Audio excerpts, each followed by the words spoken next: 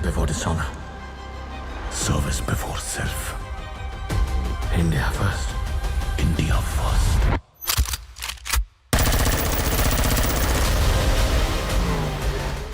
Welcome to social.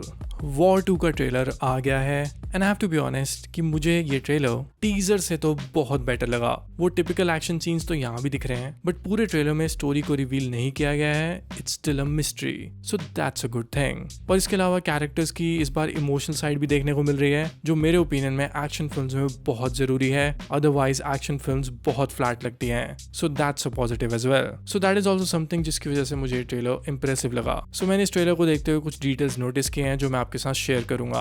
कुछ cinematic details होंगी, कुछ ओवर द टॉप सीन्स को कॉल आउट भी करेंगे। सो बहुत इंटरेस्टिंग वीडियो होने वाली है, इसको एंड तक जरूर देखना।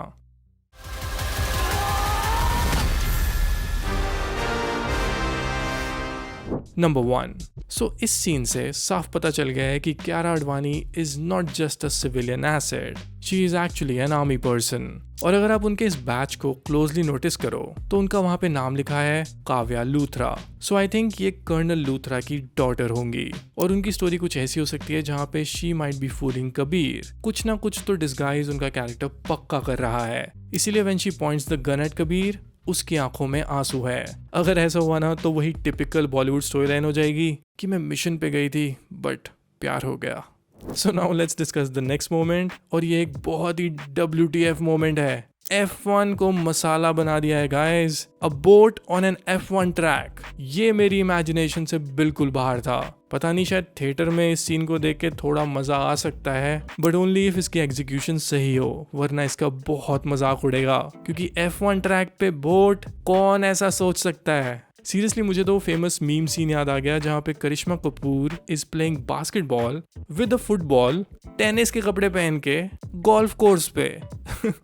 बस ये सीन ना इतना ऑकवर्ड ना हो क्योंकि ये फिल्म पूरी दुनिया में IMAX के थिएटर्स में लगने वाली है। सो ये सीन अगर अच्छा नहीं हुआ तो काफी मजाक उड़ सकता है। आई रियली होप कि ये सीन सही से डाला हो और इसका कोई लॉजिक हो। मैं इस सीन को लेके एक्चुअली में काफी कंसर्न्ड हूँ। जो तीसरी मोमेंट है मुझे बहुत पसंद आई, वो है स्वॉर्ड फाइटिंग सीन। यार I am genuinely looking for this scene. Hrithik Roshan doing a sword fight and look at this shot, कितना सही लो एंगल लिया है, सारी तलवारें दिख रही हैं, कितने लोगों ने मार रहे हैं and he is just battling.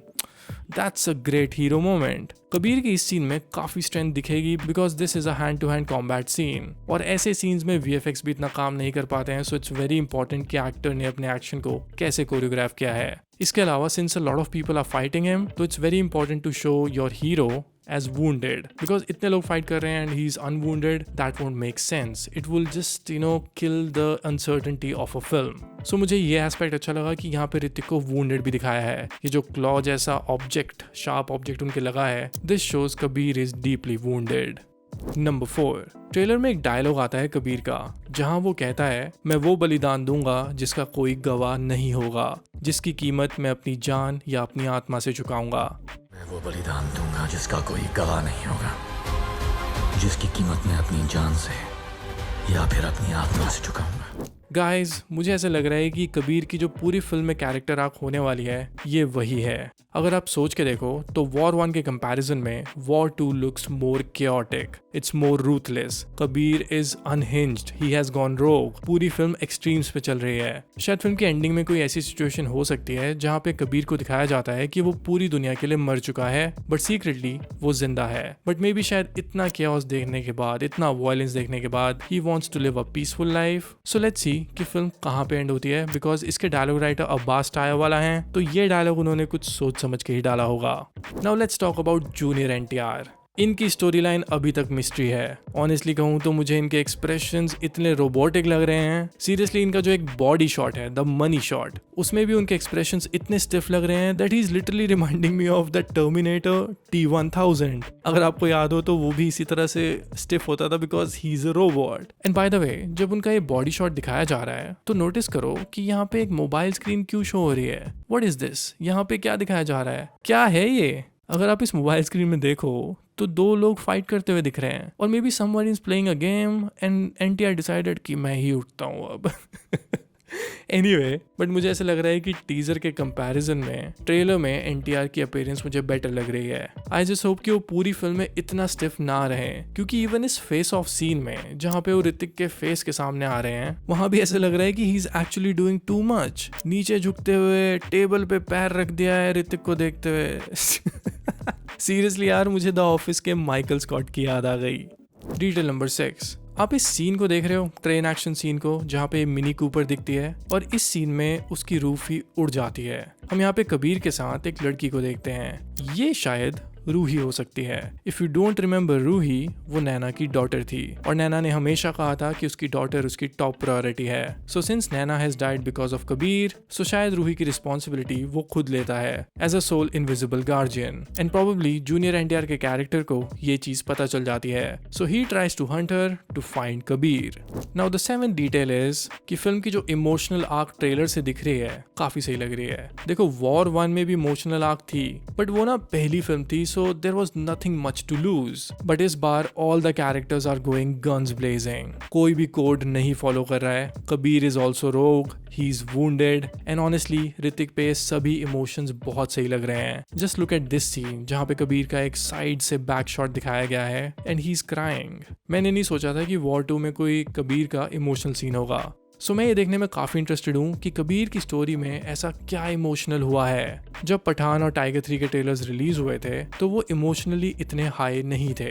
War 2 का ट्रेलर मुझे इमोशनली काफ़ी ऊपर लगा। I really hope the film is just not a flat action masala film. Seriously, अगर आपके ऋतिक जैसा एक्टर है then use his eyes for the emotions. Even Brahmastra के भी बेस्ट सीन्स वही थे जहाँ पे पीक इमोशंस थे। सो मेरे ओपिनियन में अगर ऑडियंस ने कबीर के इमोशंस से कनेक्ट कर लिया then the movie is going to be solid. बाकी जो भी VFX अजीब से लग रहे हैं या फिर कुछ ओवर द टॉप सीन्स दिख रहे हैं वो सब ओवरशैडो हो जाएंगे। Emotion is the king even if it's an action film. क्योंकि कहीं ऐसा ना हो कि शैतान से लड़ते लड़ते तुम खुद ही शैतान बन जाओ।